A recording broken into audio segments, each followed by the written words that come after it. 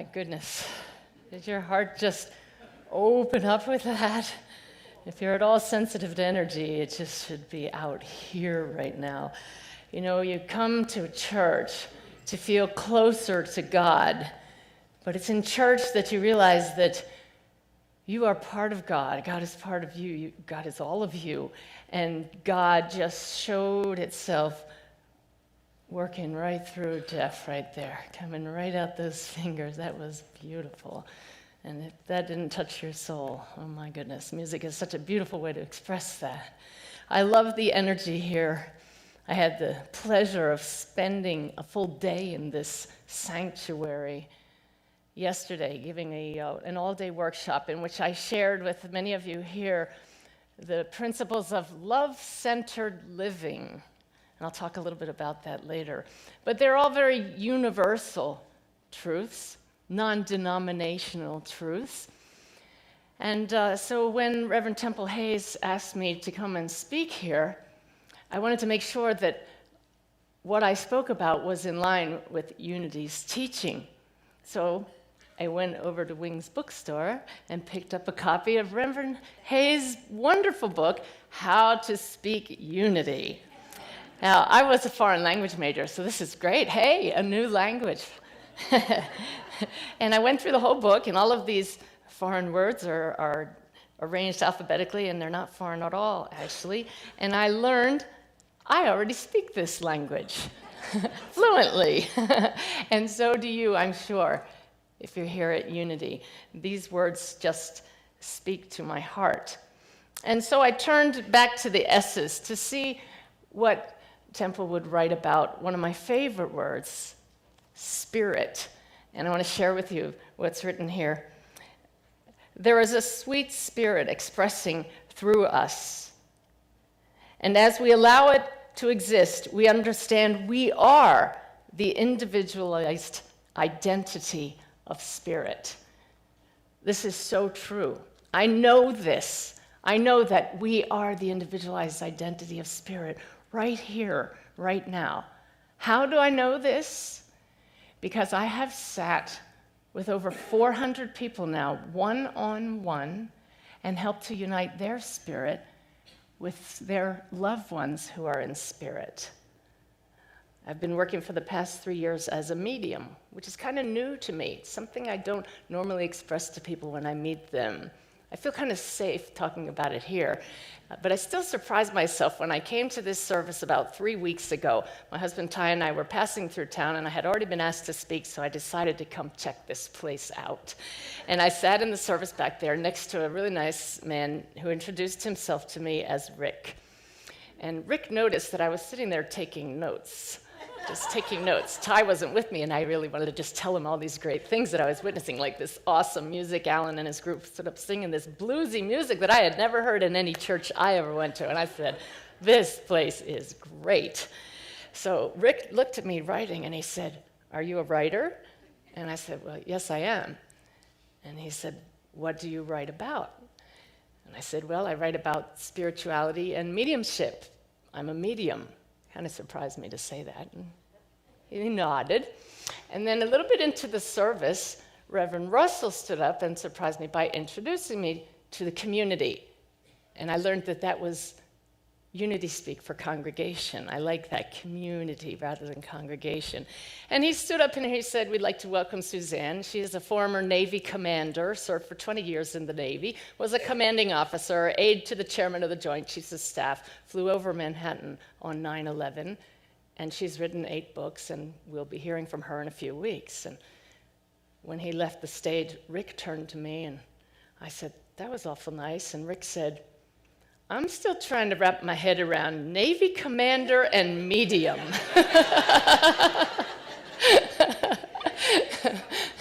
And I said, yeah, me too. I only discovered that I had this ability to attune to the spirit world after the tragic loss of our stepdaughter about 5 years ago. And it was in my effort to find out if her spirit was still around that I discovered I could attune to other one's loved ones, as well as our Susan, who I was able to tap into. But you know, being a former Navy officer is a real blessing in this work, because the spirit world knows if they're going to get through to me, they need to give me evidence. This black and white background of mine, this very rigid show it to me background says, if you're going to come through, you better make it good. So give me evidence. And boy, do they give me evidence to let me know that life is eternal. And I want to share some of that evidence with you, the kind of thing that blows me away time after time. I bring through this evidence in readings, and my clients even say, you seem surprised by this. Well, yeah. I hope I never lose the awe at tapping into people, our loved ones who are still here, just as happened last week when I brought through a woman's ex-husband who had died. And I could tell from the look on her face, she really didn't want to hear from this fellow. But I said, he has messages for your children. How beautiful. So I passed along evidence from Dad. And when you establish the evidence that they're really here, how he died, how old was he when he died, what did he used to do, then when you give the messages, that's all the more meaningful. And then near the end of that reading, he showed me that one of his daughters was involved in some legal issues. I'm hearing all kinds of legal jargon, and I passed that along to Mom. And I said, suddenly I'm seeing a TV set. I feel like I'm on the People's Court or Judge Judy, something like that. Do you understand why he's showing me that? And she said, I have no idea. And I said, well, write it down. Maybe it'll come to you later. She called me the next day. She had shared that reading with her children.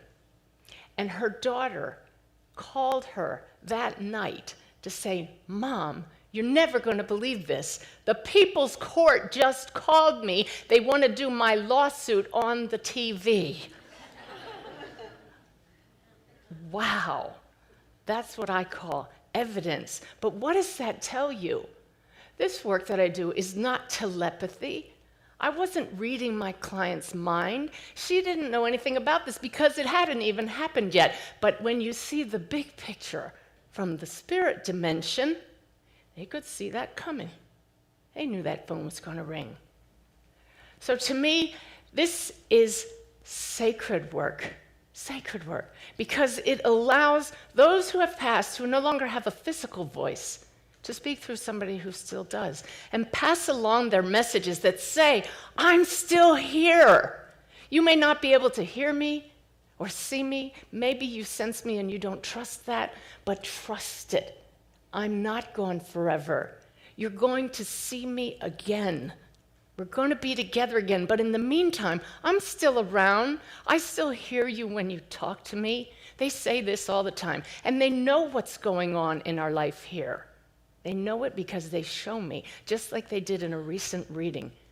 When a mother brought her daughter because they'd lost Dad just a few months ago, this woman really wanted to hear from her husband. And I sensed him very clearly, and I told her how he died, what kind of work he did, how old he was, what he was like, painted him back to life so that they sat there crying and saying, it's Dad, he's here. And near the end of that reading, Dad showed me this big portrait. I said, this is not a photograph. He's showing me a big family painting. Do you know which one he's talking about? And his wife sat there shaking her head, and she said, no, we don't have a painting like that. And the daughter just sat there. And I said, I know what he's showing me. So they went home. The next day, I get an email from his wife. She says, well, my daughter finally came up to me and said, Mom, I got to tell you, all us kids are having that family portrait painted right now. Dad blew the surprise.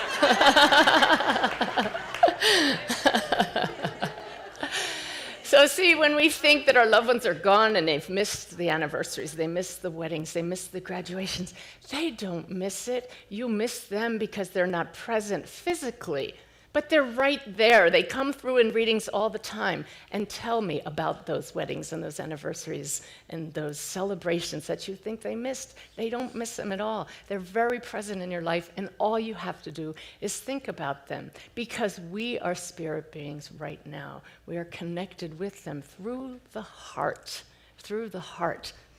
They really want to help us, and they come through in readings sometimes with some very important messages. Last week was the most stunning reading I've given to date, and it's what keeps me coming back to this work. I was sitting with a client and suddenly sensed a young man here, still here in the physical world. And I sensed that he had a little bit of trouble with the law, and I sensed that he was in danger. You know how you sense when something's wrong? Suddenly I was on alert. And I said to my client, I'm sensing that this young man, and boy, I knew I was going to go out on a limb with this one, but it was so clear, I knew I had to say it. This young man is going to try to take his own life. Usually I would hesitate to say something like that, but the urgency was overwhelming, and she said, I know exactly who this is. It is a relative of mine. He recently tried to kill himself. He was in trouble with the law, and he even said, I'm going to do it again. And then this voice who was talking to me, I couldn't tell who it was yet, said, you have to get his parents to send him more love. They're not speaking the same language. And that takes me right back to this book, you know? What was the language they were not speaking to their son? Love, exactly. They were talking, but they're missing each other, and this young man just didn't feel it. And the voice on the other side tell me, the kid needs counseling, but mom and dad need it too. And they just have to learn how to speak the same language and just send him so much love. So all of a sudden I asked, who is it that's talking to me?